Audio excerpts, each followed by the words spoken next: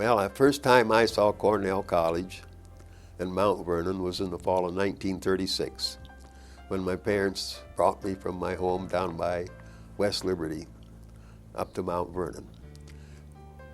At that time, the road up from Iowa City was the old gravel 261, and when we topped the hill that we first looked down to the Cedar River Valley, I could see King Chapel, which I knew about, sitting on top of the hill. And I thought, that's where I'm going. And when I first arrived, I thought, gee, how lucky can a guy get? Since that time, of course, the physical plant has changed considerably. What about the transition from the semester system to OCAD? By and large, the scientists opposed it. But in the end, it turned out to be the senior faculty wanting to stay with the semester plan, and the younger faculty won the vote. And I decided that once that vote was done, I would do everything I could to make the block plan a success. And there are many, many advantages to the block plan. It just opened up for us in geology all kind of opportunities for field work, for internal work, for extended field trips that we did not have before.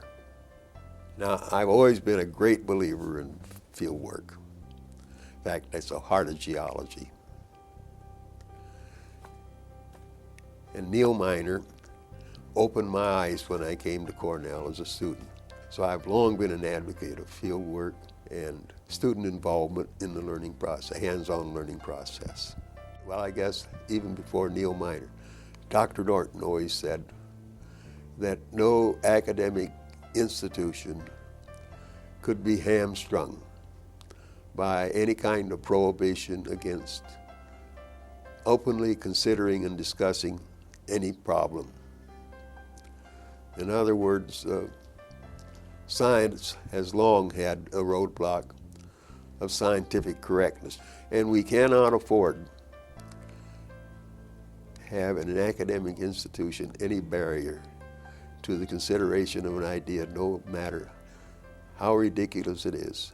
And that's one of the major things that led me to decide we needed an environmental studies program. I first became concerned about environment in early 1940s after I got out of the Army and was resuming my graduate work, because increasingly we were getting to be a disposable society.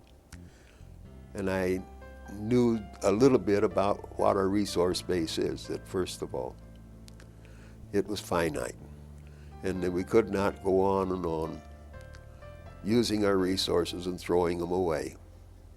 And so I decided I'd like to try to teach a course on resource utilization.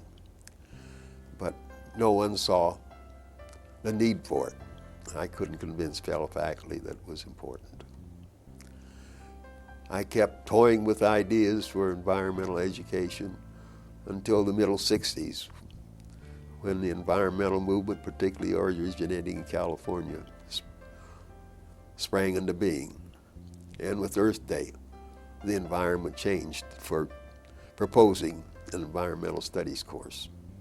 Environmental problems need to be looked at with an open and clear mind without any barriers to what could be considered. And what was the course that you eventually developed? I called it Environmental Systems, in which we looked at how each of the major environmental systems, the lithosphere, the atmosphere, the hydrosphere, and the biosphere, interacted with one another, and how those interactions produced change. You know, Barry Commoner came along about then, and two of his fundamental laws of ecology, or what was called ecology then, was everything is related to everything else, and everything has to go someplace. And there was another one he had, there's no free lunch. And Barry Commoner was quite right. Everything is related to everything else. One little thing changes in this complex set of systems make up Earth, and there's a ripple of change that goes through the whole set of systems. change begets change. Herb, you taught in the geology department for a lot of years, but when I talk to alumni, it's always Herb and Loretta. Can you tell me about the early years? Oh, Loretta was much of it as because we opened our homes to them. And they knew they were always welcome.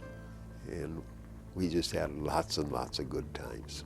And of course, I counted up last Christmas, over 200 former students I still stay in touch with, at least on a yearly basis. And they do me. That's great.